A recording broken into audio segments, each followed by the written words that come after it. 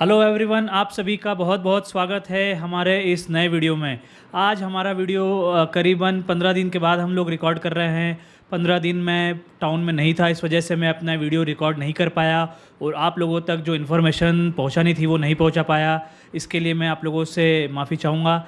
और दोस्तों, ये वीडियो बहुत ख़ास होने वाला है क्योंकि इस वीडियो के अंदर हम मार्केट की बात तो करेंगे ही करेंगे और आज कुछ ऐसे इंडाइसेस की भी बात करेंगे जहाँ पर चौतरफा तेज़ी देखने को मिल रही है। तो दोस्तों, इस वीडियो को आखिरी तक देखिएगा और हमेशा की तरह आप अगर हमारे चैनल पर नए हैं और अभी तक आपने हमारे चैनल को सब्सक्राइब नहीं किया है तो जल्दी से चैनल को सब्सक्राइब कर लीजिए, जिससे आपको हमारे आने वाले वीडियोस का नोटिफिकेशन टाइम टू टाइम मिलते रहे दोस्तों। तो आपका ज़्यादा टाइम नहीं लूँगा दोस्तों और सीधे चलेंगे चार्ट पर। और आज आपके साथ में 5 से 6 ऐसे स्टॉक, ब्रेकआउट स्टॉक है जो आपको आने वाले कुछ हफ्तों के लिए अपने वॉच लिस्ट के अंदर बनाए रखने हैं। और ऐसे स्टॉक्स जो आपको 10 से 15% का मूवमेंट यहाँ से आसानी से दिखा सकते हैं। तो दोस्तों, सीधे चलते हैं चार्ट की तरफ और समझते हैं निफ्टी और बैंक निफ्टी की क्या चाल है और भी ऐसे इंडाइसेस जो हमें अच्छे लग रहे हैं। तो सीधे चलते हैं चार्ट पर। मैं आपको अपना चार्ट शेयर करता हूँ दोस्तों। तो चार्ट पर एक बारी चलते हैं। यह है दोस्तों, आप देख रहे हैं निफ्टी का चार्ट। तो निफ्टी के चार्ट में जैसा आप देख रहे हैं कि यहाँ पे एक बेसिन सा पैटर्न तैयार हो रहा है। और अगर एक सपोज़ मान लीजिए मैं इस पैटर्न को अगर यहाँ से अभी हटा देता हूँ तो ये बेसिन पैटर्न का ब्रेकआउट हमें देखने के लिए मिलेगा जब निफ्टी 22,619 का लेवल काट देगा ऊपर में। मोटा मोटा 22,620 का लेवल के ऊपर जब मार्केट बंदी दे देगा तो निफ्टी जो है 22,800 तक जा सकता है ऊपर में। पहला लेवल 22,800 आपको ध्यान रखना है 22,620 निकलने के बाद। अब बात करते हैं कि अगर ये पैटर्न ना बन के कप एंड हैंडल पैटर्न में अगर ये तब्दील हो जाता है तो उस कंडीशन में क्या होगा कि market cup and handle pattern का अगर ब्रेकआउट देना है इसको, तो इसको एक बारी के लिए निफ्टी को नीचे आना पड़ेगा। और नीचे कहाँ तक आ सकता है? ये 22,150 तक नीचे की तरफ आ सकता है। और वापस फिर जब ये ऊपर चलेगा फिर ये कप एंड हैंडल पैटर्न का ब्रेकआउट है जो हमें देखने के लिए निफ्टी के अंदर मिल सकता है। तो मोटा मोटा आपको ये समझ के चलना है कि ऊपर में अभी जो इमीडिएट हर्डल है निफ्टी के लिए वो है 22,620। 22,620 निकलने के बाद ही मार्केट 22,800 की तरफ जाएगा। और फिर उसके बाद जो ओवरऑल टारगेट निफ्टी के ऐसे निकल के आ रहे हैं वो है 23,400 तक के टारगेट निफ्टी के अंदर ये निकल के आ रहे हैं। ये ओवरऑल रेंज की बात कर रहा हूँ मैं, ये मार्केट को मंडे या ट्यूसडे को ये लेवल्स नहीं आ जाएंगे, ओवरऑल में लेवल्स की बात कर रहा हूँ। तो ये था दोस्तों मोटा मोटा निफ्टी का एनालिसिस। निफ्टी नीचे में कहाँ सपोर्ट ले सकता है? तो निफ्टी इमीडिएट सपोर्ट जो है, अगर ये रैली की बात करूं तो 22,300 के नीचे जाने पर ही ये तेज़ी को हम ब्रेक लगा समझ सकते हैं। तो 22,300 नीचे का लेवल और ऊपर में जो है 22,620, ये था निफ्टी का लेवल दोस्तों। अब बात करेंगे बैंक निफ्टी की। जो बैंक निफ्टी मुझे नज़र आ रहा है ना दोस्तों, वो काफ़ी मजबूत नज़र आ रहा है इन टर्म्स ऑफ, अगर मैं बैंक निफ्टी की बात करूं तो बैंक निफ्टी काफ़ी मजबूत है और इसने जो है सिमेट्रिकल पैटर्न का ब्रेकआउट दिया है बैंक निफ्टी के अंदर। तो बैंक निफ्टी जो है अपने लाइफ टाइम हाई से थोड़ा ही दूर है। आप देख सकते हैं ये जो हाई है बैंक निफ्टी का ऊपर में, ये है 48,636 का। तो जैसे ही ये क्रॉस कर देगा बैंक निफ्टी, इसके अंदर एक अच्छी तेज़ी देखने को मिलेगी। और इसके जो बैंक निफ्टी के फिर ओवरऑल टारगेट निकल के आ रहे हैं वो करीबन 51,500 के हैं। तो ये भी रातों रात नहीं आ जाएंगे, क्योंकि ये जो ब्रेकआउट आप देख रहे हैं ये वीकली चार्ट के ऊपर इसके अंदर आया है। और वीकली चार्ट जब हम बात करते हैं तो अगले 6 महीने से लेकर के 8 महीने तक की बात कर रहे हैं। तो ये मोटा मोटा आप लेकर चलिए कि 51,500 तक के बैंक निफ्टी के लेवल्स हमें देखने के लिए मिल सकते हैं। और दोस्तों, एक चीज़ और है मैं आपके साथ शेयर करना चाहूँगा, वो जब मैं आपके साथ स्टॉक्स के जब चार्ट शेयर करूँगा तब मैं आपसे डिस्कस करूँगा। तो बैंक निफ्टी का मोटा मोटा आप ये समझ के चलिए कि इसके अंदर एक अच्छा ब्रेकआउट देखने के लिए मिला है और यहाँ से बैंक निफ्टी एक अच्छी चाल पकड़ सकता है। अब नीचे की तरफ बैंक निफ्टी के अगर हम बात करें तो इमीडिएट सपोर्ट जो है आप मोटा मोटा ये बना कर चलिए कि 48,000 का जो लेवल है वो बैंक निफ्टी के लिए सपोर्ट का काम करेगा। और 48,000 नीचे आने के बाद एक 300 से 400 पॉइंट, मोटा मोटा अब ये पॉइंट आप पकड़ के चलिए 47,500 की रेंज में बैंक निफ्टी कहीं ना कहीं सपोर्ट ले सकता है। लेकिन अभी बैंक निफ्टी में ऐसी कोई कमज़ोरी के साइन नज़र नहीं आ रहे हैं। तो ये था दोस्तों निफ्टी और बैंक निफ्टी का एनालिसिस। अब बात करते हैं हमेशा की तरह हम जो 10 साल का बॉन्ड यील्ड है यूएस गवर्नमेंट का, 10 साल का बॉन्ड यील्ड की, इसके अंदर जो है पिछले हफ्ते अगर हम बात करें दोस्तों तो एक अच्छी तेज़ी देखने के लिए मिली है। देखिए मार्केट के अंदर बॉन्ड यील्ड भी बढ़ रही है, उसके बावजूद भी शेयर मार्केट बढ़ रहे हैं। तो कहीं ना कहीं मार्केट के अंदर एक क्लियर डायरेक्शन नहीं है कि मार्केट किस तरफ जाना चाह रहा है। मार्केट थोड़ा सा, मुझे ऐसा लग रहा है कि एक बारी के लिए मार्केट थोड़ा सा नीचे आ सकता है, ज़रूरी नहीं है, लेकिन ऐसा लग रहा है क्योंकि बॉन्ड यील्ड जो है कुछ और ही यहाँ पे इंडिकेट कर रही है। तो बॉन्ड यील्ड के अंदर भी एक अच्छा ब्रेकआउट आया है, और आने वाले हफ्ते के अंदर अगर बॉन्ड यील्ड फिर से बढ़ती है तो श्योर जो है वो equity market, Indian equity market नीचे आ सकते हैं और यूएस के मार्केट भी नीचे आ सकते हैं। तो यूएस का जो 10 साल का बॉन्ड यील्ड है, इसके ऊपर आप अपनी नज़र बनाए रखिए। इसने एक ब्रेकआउट दिया है पिछले हफ्ते के अंदर, और इसका जो पैटर्न का टारगेट निकल के आ रहा है ऊपर में वो 4.85 है, और अभी ये ट्रेड कर रही है 4.40 के आसपास। तो इसके अंदर भी एक ब्रेकआउट देखने के लिए मिल रहा है, जो कि इक्विटी के लिए अच्छा साइन नहीं है। तो अब हम बात करेंगे जो डॉलर इंडेक्स है यूएस का, उसके अंदर क्या हलचल रही है। तो डॉलर इंडेक्स भी आप देखिए दोस्तों, कहीं ना कहीं एक रेंज में ही है। ये ऊपर भी अभी कहीं ब्रेकआउट जो है इसके अंदर नहीं आया, तो ये एक रेंज में ही ट्रेड कर रहा है, कंसोलिडेट कर रहा है। तो डॉलर की तरफ से कोई खास चिंता की बात नहीं है। अब बात करते हैं सबका फेवरेट जो है, काफ़ी टाइम फेवरेट बना रहा निफ्टी का जो स्मॉल कैप इंडेक्स है, उसकी बात करते हैं।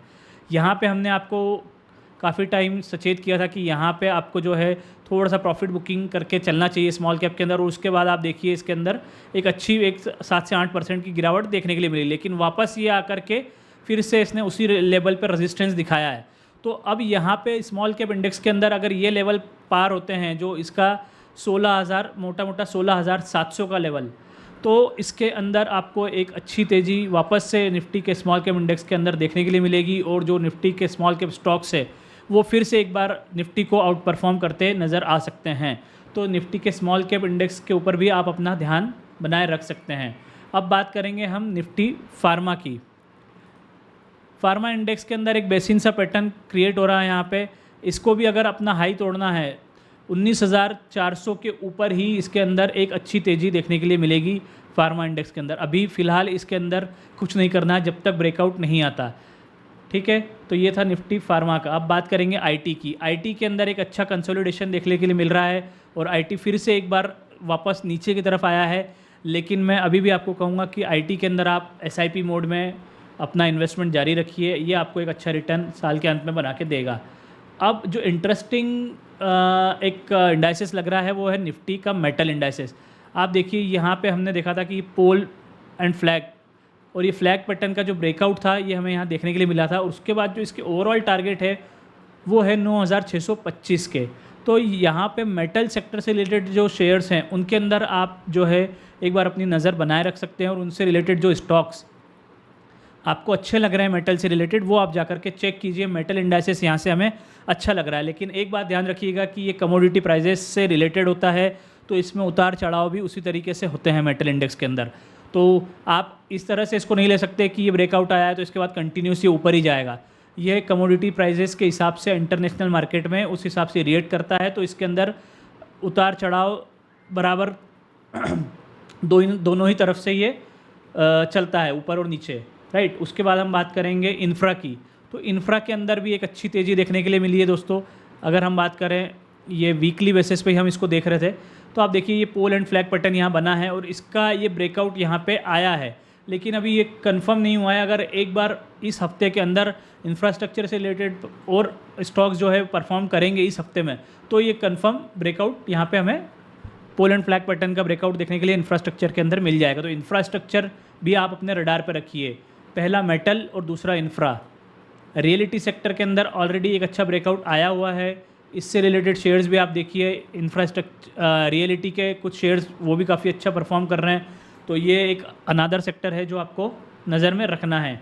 ऑटो के अंदर फ़िलहाल अभी कुछ नहीं करना है, राइट। उसके बाद पीएसयू बैंक। तो पीएसयू बैंक जो है वो एक हमें एक अच्छा सेक्टर नज़र आ रहा है। इसमें एक ये बेसिन सा पैटर्न यहाँ पर तैयार हो रहा है, और इसका ब्रेकआउट जब आएगा वो होगा ये 7,420 के ऊपर। जैसे ही ये इंडाइसिस 7,420 के ऊपर बंदी देने में कामयाब होगा, यहाँ पर आपको पीएसयू बैंक इंडेक्स के अंदर एक बहुत अच्छी तेज़ी देखने के लिए मिल सकती है। एफएमसीजी में अभी फ़िलहाल कुछ नहीं करना है। उसके बाद जो एक ब्रेकआउट की कगार पे है वो है असेंडिंग ट्रायंगल का ब्रेकआउट इसके अंदर हमें देखने के लिए मिल सकता है। वो है निफ्टी का फाइनेंशियल सर्विस इंडेक्स। जी हाँ, निफ्टी का फाइनेंशियल सर्विस इंडेक्स जो है वो आने वाले कुछ हफ्तों में ब्रेकआउट दिखा सकता है। अभी ब्रेकआउट इसके अंदर नहीं हुआ है तो आप इसको अपनी रडार पर रख सकते हैं। इसका ब्रेकआउट जो होगा वो होगा 21,630 के ऊपर। और अभी जो इसकी बंदी आई है आप देख सकते हैं यहाँ पे क्लोजिंग 21,556 के आसपास इसकी क्लोजिंग आई है। तो इसमें जो ब्रेकआउट बनेगा वो 21,630 के ऊपर बनेगा। और जब ये ब्रेकआउट एक बार आ जाएगा तो इसके जो टारगेट आ रहे हैं निकल करके ऊपर में वो आ रहे हैं 23,750 के। तो ये असेंडिंग ट्रायंगल इसके अंदर बन रहा है वीकली चार्ट के ऊपर फाइनेंशियल सर्विसेज इंडेक्स के अंदर। और ये जो वीकली चार्ट पे हम जब भी बात करते हैं तो आपको पता है वीकली चार्ट हम बात करते हैं यहाँ पे हमेशा 6 महीने से लेकर 8 महीने के लिए। तो ये मोटा मोटा ऊपर की तरफ निफ्टी फाइनेंशियल सर्विस इंडेक्स का चार्ट हमें अच्छा लग रहा है। तो ये अभी ब्रेकआउट अवेटेड है, लेकिन इसको आप अपनी रडार पे ज़रूर रखिए फाइनेंशियल सर्विस इंडेक्स को। इसको हम फिर से आने वाले हफ्ते में एनालिसिस करेंगे। उसके बाद एनर्जी सेक्टर के अंदर यहाँ पे देखिए ऑलरेडी काफ़ी अच्छा रनअप आया है, फिर गिरावट आई थी, फिर से यहाँ पर ये ऊपर जाने के लिए तैयार हो रहा है। तो ये एक ऐसा सेक्टर है जिसके अंदर कोई बहुत ज़्यादा गिरावट नहीं आई, 6 से 7% ये गिरा था। उसके बाद वापस इसके अंदर हमें तेज़ी देखने के लिए मिल रही है। फिर ये गवर्नमेंट रिलेटेड कंपनीज जो है उसके अंदर भी एक अच्छा काफ़ी रनअप, बढ़िया रनअप आया है। उसके बाद ये कंसोलिडेट हुआ यहाँ पर और उसके बाद फिर से ये तेज़ी पकड़ने के लिए तैयार है। कंजम्पशन में अभी फ़िलहाल कुछ नहीं करना है। उसके बाद ये है आपका मीडिया सेक्टर, अभी फ़िलहाल इसमें कुछ नहीं करना। निफ्टी का मिड कैप इंडेक्स, तो ये मिड कैप इंडेक्स अगर आप देख सकते हैं तो पिछले 3 हफ्तों से लगातार ये बढ़ रहा है और इसने एक अच्छा ब्रेकआउट यहाँ पे पिछले हफ्ते दिया है, जिससे 3 से 4% का मूवमेंट इसके अंदर हमें देखने के लिए मिला है। तो इसके जो टारगेट निकल के आ रहे हैं निफ्टी का जो मिड कैप इंडेक्स है उसके जो ओवरऑल टारगेट अगर हम बात करें, कैलकुलेट करें यहाँ से, तो मोटा मोटा आप पकड़ के चलिए कि यहाँ से भी इसके अंदर अभी 19,062 तक ये जा सकता है। मतलब यहाँ से भी इसके अंदर अभी 600 से 700 पॉइंट की जगह बाकी है। तो 600-700 पॉइंट अभी भी मिड कैप इंडेक्स जो है ऊपर जा सकता है। तो इससे रिलेटेड जो भी स्टॉक्स हैं आप एक बार देख सकते हैं जो आपको अच्छे लग रहे हो। अब हमने बात करी थी कि जब हमने अपना वीडियो स्टार्ट किया था कि ऐसे 2 इंडाइसेस जो हमें अच्छे लग रहे हैं, इसमें हम ट्रेडिंग नहीं करते हैं, ना ही हम अपने कभी किसी क्लाइंट्स को ये चीज़ें सजेस्ट करते हैं। और एक चीज़ और, जो भी इंडाइसेस यहाँ पे हम डिस्कस करेंगे दोस्तों, या जो भी स्टॉक हम लोग यहाँ पे डिस्कस करेंगे, किसी भी स्टॉक के अंदर हमारी किसी भी शेयर को बाय या सेल करने की रिकमेंडेशन नहीं होगी। हम यहाँ पे सिर्फ अपना एनालिसिस आपके साथ शेयर कर रहे हैं, हमारे आइडियाज़ आपके साथ शेयर कर रहे हैं। अगर आपको अच्छे लगते हैं तो आप बाय कीजिए, अदरवाइज़ आपका चॉइस है आपको बाय करना है या नहीं करना है। और आपने फाइनेंशियल एडवाइज़र के साथ डिस्कस करके ही इन सब चीज़ों में अपनी पोजीशन बनाइएगा, क्योंकि चैनल आपके किसी भी प्रॉफिट या लॉस का जिम्मेदार नहीं होगा दोस्तों। तो इस वक्त जो नज़र आपको बनाए रखनी है, जो कमोडिटी में स्पेशल ट्रेड करते हैं दोस्तों, ये खबर उनके लिए है। बात कर रहा हूँ मैं चार्ट की, वो है सिल्वर का चार्ट। जी हाँ, सिल्वर के अंदर एक बहुत ही अच्छा ब्रेकआउट देखने के लिए मिला है दोस्तों। और वीकली बेसिस पे आप देखेंगे ये काफ़ी टाइम बाद, इसने ऑलमोस्ट साल भर के बाद जो है यहाँ पर एक अच्छा ब्रेकआउट दिया है। तो सिल्वर के जो ओवरऑल टारगेट निकल के आ रहे हैं ऊपर में दोस्तों, वो है करीबन आप देख सकते हैं यहाँ पर मोटा मोटा 88,500 तक के। तो 88,500 यहाँ से भी 8,000 पॉइंट की रैली सिल्वर के अंदर आपको आने वाले 6 से 8 महीने के अंदर दोस्तों देखने के लिए मिल सकती है। तो जो लोग कमोडिटी में ट्रेड करते हैं, ये उनके लिए एक स्पेशल हम लोगों ने एक एनालिसिस किया है। तो आप अगर कमोडिटी ट्रेड कर रहे हैं तो इन लेवल्स को ध्यान में रखिए। आने वाले कुछ हफ्तों के लिए हो सकता है ये आपको एक छोटा सा यहाँ पे पुल बैक दिखा दे। तो पुल बैक के अंदर आपको ये सिल्वर वापस से आपको कहीं भी अगर 78,000 76,000 के आसपास मिलता है तो फिर से आप एक बार एंट्री के लिए सोचिएगा इसके अंदर। तो सिल्वर का चार्ट हमें काफ़ी अच्छा लग रहा है। उसके बाद गोल्ड के अंदर भी काफ़ी तेज़ी देखने के लिए मिल रही है दोस्तों। तो जो गोल्ड के भी आप अगर चार्ट देखेंगे, गोल्ड भी अपने लाइफ टाइम हाई के आसपास है। और गोल्ड के अंदर भी यहाँ से ऊपर में 73,500 तक के लेवल आने वाले कुछ टाइम में हमें देखने के लिए गोल्ड के अंदर मिल सकते हैं। तो गोल्ड और सिल्वर ये 2 ऐसे चार्ट है दोस्तों जो आने वाले टाइम में आपको एक अच्छा रिटर्न बना के दे सकते हैं, स्पेशली उन लोगों के लिए जो कि कमोडिटी में ट्रेड करते हैं।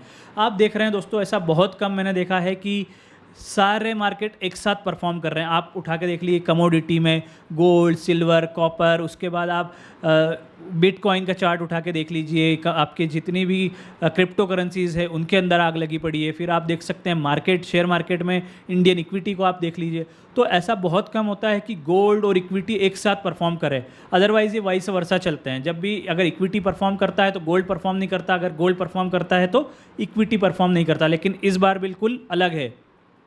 और दोस्तों एक चीज़ आपको ध्यान में रखनी है, अब हम अपने एनालिसिस को स्टॉक की तरफ लेके चल रहे हैं। जो भी स्टॉक मैं आपके साथ यहाँ पे डिस्कस करूँगा वो आपको जाकर के तुरंत बाय नहीं कर लेने हैं, आपको उनकी चाल पहले देखनी है। आपको लगता है आपके रिस्क एपेटाइट में वो स्टॉक बैठते हैं तो ही आप उन स्टॉक्स को बाय कीजिएगा, अदरवाइज़ आप उनको सिर्फ स्टडी पर्पज़ से भी देख सकते हैं दोस्तों। तो आने वाले हफ्ते के अंदर जो है एक 15-20 दिन के अंदर अभी रिज़ल्ट सीज़न फुल फ्लैश चालू हो जाएगा। तो रिज़ल्ट सीज़न में दोस्तों हमेशा की तरह मैं आपसे रिक्वेस्ट करता हूं कि रिज़ल्ट सीज़न में अपने ट्रेड्स को जो है स्टॉप लॉस लगा के, स्ट्रिक्ट स्टॉप लॉस लगा के काम कीजिए, क्योंकि इसके अंदर क्या होता है कि ऑलरेडी कुछ स्टॉक रिज़ल्ट से पहले रनअप काफ़ी दिखा चुके होते हैं और रिज़ल्ट्स अच्छे आने के बावजूद भी स्टॉक जो है करेक्ट हो जाते हैं और उसके कुछ समय के बाद वो चलना चालू होते हैं। उस कंडीशन में क्या होगा कि आपका स्टॉप लॉस ट्रिगर हो जाएगा। तो अपनी पोजीशन को थोड़ा लाइट रखिए, क्योंकि आने वाले टाइम में 15-20 दिन बाद आपके चुनाव भी चालू हो जाएंगे और चुनाव की वोटिंग, मतलब चुनाव का जो पहला चरण है वो स्टार्ट हो जाएगा। तो आने वाले जो 1 से 1.5 महीना है वो इंडियन इक्विटी के लिए बहुत ही क्रूशल है। यहाँ से मार्केट की दिशा तय होगी कि मार्केट को ऊपर में कहाँ तक जाना है। और चुनाव के नतीजे कहीं भी हो और किसी भी तरफ हो, आपको अपनी पोजीशन को बचा के चलना है। ऐसा मतलब इस तरह से नहीं है कि मार्केट में हमेशा अपनी ग्रिड को बनाए रखना है। आपको जहाँ भी लगता है कि अभी मार्केट में प्रॉफिट बुक करना चाहिए, मुझे प्रॉफिट ले लेना चाहिए, तो आप जो है प्रॉफिट को अपने बैंक अकाउंट में क्रेडिट कीजिए और बैंक अकाउंट में अपने प्रॉफिट को लीजिए, क्योंकि प्रॉफिट वही है, मैं बार बार वही बोलता हूँ कि प्रॉफिट वही है जो आपके अकाउंट में क्रेडिट होगा, ये नहीं कि जो आप स्क्रीन पे उसको देख रहे हैं। तो मार्केट के अंदर 1 से 1.5 महीना बहुत क्रूशल है, इस चीज़ का आप ध्यान रखिए, क्योंकि एक बहुत बड़ा इवेंट हमारे सामने नज़र आ रहा है और रिज़ल्ट सीज़न ऑलरेडी स्टार्ट होने वाला है। तो अब हम बात करेंगे दोस्तों 6 ऐसे स्टॉक्स की। 6 स्टॉक्स जो हैं वो आने वाले कुछ हफ्तों में आपको एक अच्छा ब्रेकआउट दिखा सकते हैं। तो पहला स्टॉक है दोस्तों एनसीसी। जी हाँ, एनसीसी की मैं बात कर रहा हूँ। इसको आपको जो है दोस्तों ये स्टॉक आपको लेके चलना है। ये स्टॉक ऊपर में अभी इसने जो हाई लगाया था वो 278 का लगाया था और इसकी जो क्लोजिंग आई है वो 272 के आसपास आई है। तो ये स्टॉक कहीं भी आपको करंट मार्केट प्राइस पे भी आप बाय कर सकते हैं और नीचे में आपको ये कहीं भी 260 के आसपास मिलता है, तब भी इस स्टॉक में आप एंट्री के लिए सोच सकते हैं। और नीचे में उस कंडीशन में आपका जो स्टॉप लॉस बनेगा वो 240 का बनेगा और ऊपर में जो इसके टारगेट होंगे दोस्तों वो 330 के आसपास के टारगेट होंगे। तो मोटा मोटा आपको यहाँ पे 20 से 22% का रिटर्न आराम से देखने के लिए मिल सकता है आने वाले कुछ हफ्तों के अंदर। तो पहला स्टॉक था दोस्तों एनसीसी लिमिटेड। दूसरा स्टॉक है दोस्तों ऑटोमेटिव स्टैंपिंग। जी हाँ, इस स्टॉक के अंदर ऑलरेडी फ्राइडे के अंदर 15 से 16% का मूवमेंट आ चुका है। तो यहाँ पे आपको, आप चाहें तो करंट मार्केट प्राइस पे ना लेकर इसको थोड़ा सा कूल ऑफ होने दीजिए। और ये स्टॉक कहीं भी आपको गिरावट में अगर 700 रुपये के आसपास मिलता है या 680 रुपये के आसपास मिलता है तो आप इस बार उसमें इस स्टॉक के अंदर एंट्री के लिए सोचिएगा।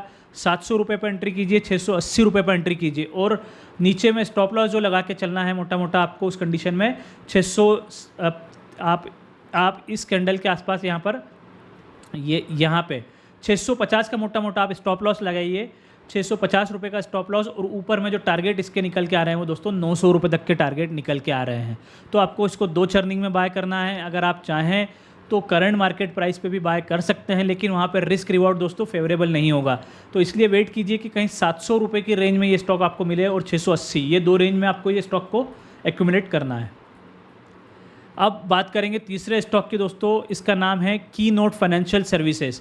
जी हाँ, इसके अंदर जो है ये एक बेसिन सा पैटर्न तैयार हुआ है और इसका ब्रेकआउट हमें यहाँ पे देखने के लिए मिला है।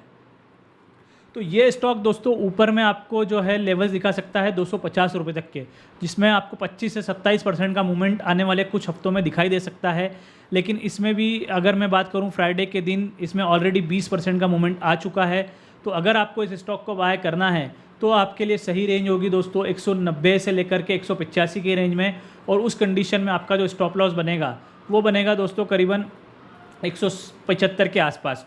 और ऊपर में आपके ये जो टारगेट होंगे वो 254 रुपये तक के 250 रुपये तक के टारगेट मोटा मोटा इस स्टॉक के अंदर आपको देखने के लिए मिल सकते हैं। तो आपको जो लेवल ध्यान में रखना है, नीचे में अभी ये 199 के आसपास कहीं पे बंद हुआ है, नीचे में 190 के आसपास कहीं मिलता है और 185, तब आप एक बार एंट्री के लिए सोच सकते हैं कीनोट फाइनेंशियल सर्विसेज के अंदर। अब नेक्स्ट स्टॉक की बात करेंगे दोस्तों।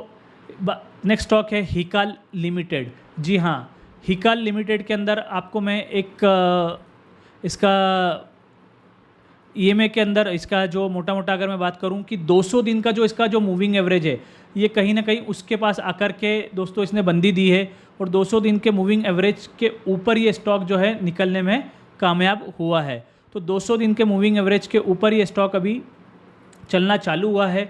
तो इस स्टॉक को आप अपने रडार पर ज़रूर रखिए। ये स्टॉक आपको यहाँ पे आने वाले कुछ हफ्तों में एक अच्छा रिटर्न 10 से 12% रिटर्न दे सकता है। यहाँ पे रिस्क रिवॉर्ड आपका काफ़ी फेवरेबल हो जाएगा, क्योंकि ये यहाँ पे इसके लिए स्कोप जो है वो नीचे गिरने का ज़्यादा नहीं है। तो उस कंडीशन में आपका जो इस स्टॉक के अंदर स्टॉप लॉस बनेगा दोस्तों, वो बनेगा करीबन 280 रुपये का, और ऊपर में जो टारगेट बनेंगे वो आपके निकल के आ रहे हैं करीबन 340 रुपये तक के। तो हिकाल लिमिटेड को आप अपने वॉच लिस्ट में ज़रूर ऐड कर सकते हैं आने वाले हफ्ते के लिए। अब नेक्स्ट स्टॉक है दोस्तों कोरोमंडल इंटरनेशनल। कोरोमंडल इंटरनेशनल के अंदर एक ट्रायंगल पैटर्न का ब्रेकआउट आपको देखने के लिए मिला है, और इसका जो ओवरऑल टारगेट निकल के आ रहा है ऊपर में वो 1270 रुपये का निकल के आ रहा है। अभी इसकी जो क्लोजिंग आई है वो 1160 के आसपास आई है। कहीं भी ये स्टॉक अगर आपको नीचे मिलता है 1140 के आसपास भी, तो भी आप इस स्टॉक को एंट्री के लिए सोच सकते हैं। और उस कंडीशन में आपका जो स्टॉप लॉस बनेगा दोस्तों, वो बनेगा 1110 रुपये के आसपास। 1110 रुपये का इसके अंदर आप स्टॉप लॉस लगाइए, और ऊपर में जो टारगेट है आपके 1270 के टारगेट आपको कोरोमंडल इंटरनेशनल के अंदर देखने के लिए मिल सकते हैं। अब नेक्स्ट स्टॉक है दोस्तों अनिक इंडस्ट्री। जी हाँ, ये स्टॉक आपको अपने पोर्टफोलियो में लॉन्ग टर्म के परसेप्शन से लेके रखना है, क्योंकि ये स्टॉक ने जो है वीकली बेसिस पे आपको इस सिमेट्रिकल ट्रायंगल का इसने ब्रेकआउट दिया है, और ये स्टॉक आपको बाय करना है 54 रुपये का हाई इसने जो लगाया था उसको तोड़ने के बाद ही स्टॉक को आपको बाय करके चलना है। अभी ये 52 पे क्लोज हुआ है, जैसे ही ये 54 रुपये का लेवल तोड़ देगा ऊपर में, तब आपको ये बाय करना है। और इसके उस कंडीशन में जो लेवल है 80 रुपये का इसका लेवल निकल के आ रहा है, और आपका जो स्टॉप लॉस होगा इस स्टॉक के अंदर वो दोस्तों आपको लगा के चलना है करीबन 40 रुपये का। जी हाँ, 40 रुपये का आप स्टॉप लॉस लगाइए, और ऊपर में जो आपके टारगेट है वो काफ़ी लंबे टारगेट है, और ये लॉन्ग टर्म के लिए स्टॉक हम आपको डिस्कस कर रहे हैं। हाँ, माफ़ी चाहूँगा दोस्तों। तो ये थे सारे अब तक के जितने भी शेयर्स हमने डिस्कस किए दोस्तों। ये सारे स्टॉक जो है आपको अपने फाइनेंशियल एडवाइज़र के साथ डिस्कस करके ही दोस्तों आपको अपने पोर्टफोलियो में ऐड करने हैं, और कोई भी स्टॉक में मेरी पर्सनल बाइंग या सेलिंग की रिकमेंडेशन नहीं है। तो दोस्तों उम्मीद करता हूँ ये वीडियो आपको पसंद आया होगा। काफ़ी टाइम बाद हम लोग आपके साथ जुड़े हैं। अगर वीडियो पसंद आया है और हमारा एनालिसिस अगर आपको अच्छा लगा है तो कमेंट करके ज़रूर बताइएगा, और अपनी ट्रेडिंग को सिंपल रखिए, ज़्यादा हौच-पौच करने की ज़रूरत नहीं है, पोजीशन को लाइट रखिए।